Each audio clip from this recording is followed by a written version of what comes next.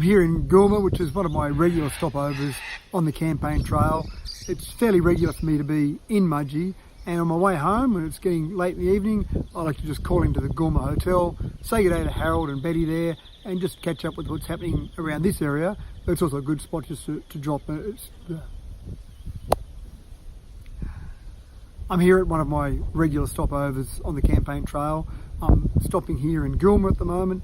I regularly call into the Goulmer Hotel and say good day to Harold and Betty, ask them what's going on, just to break up the trip a little bit. I am in Mudgee on a regular basis on the campaign trail, so this is a bit of a halfway spot on my way back home on many evenings. Today I actually started off my day in Dubbo. I was at Arana Gardens, and Arana Gardens is a place that I volunteer once a month to go along and do some poetry. I've done that for many years, where I just go along there, have a regular day, and turn up and do about 30 to 40 minutes of poetry just to give the residents there some entertainment.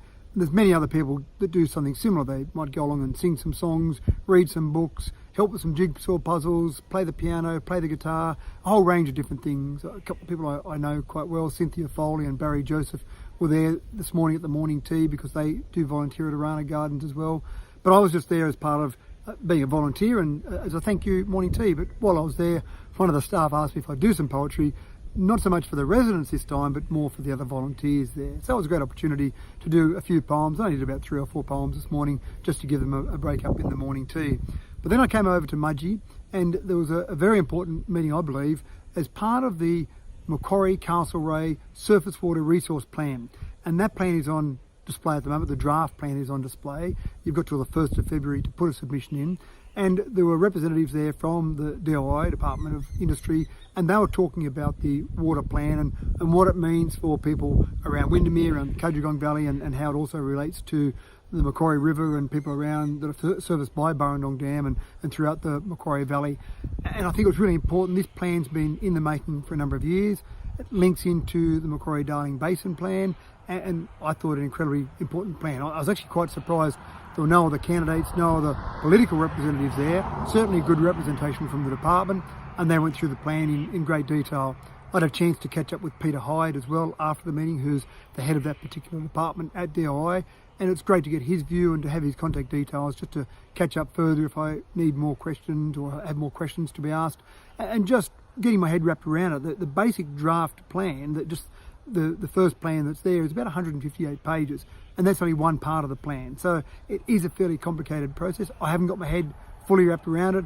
I've talked to people that are focused on the irrigation, on the industry side of it. I've also talked to people that are focused on the environmental flows, on the recreational side of it, and there is no doubt there are competing interests there, and getting the right balance is incredibly important.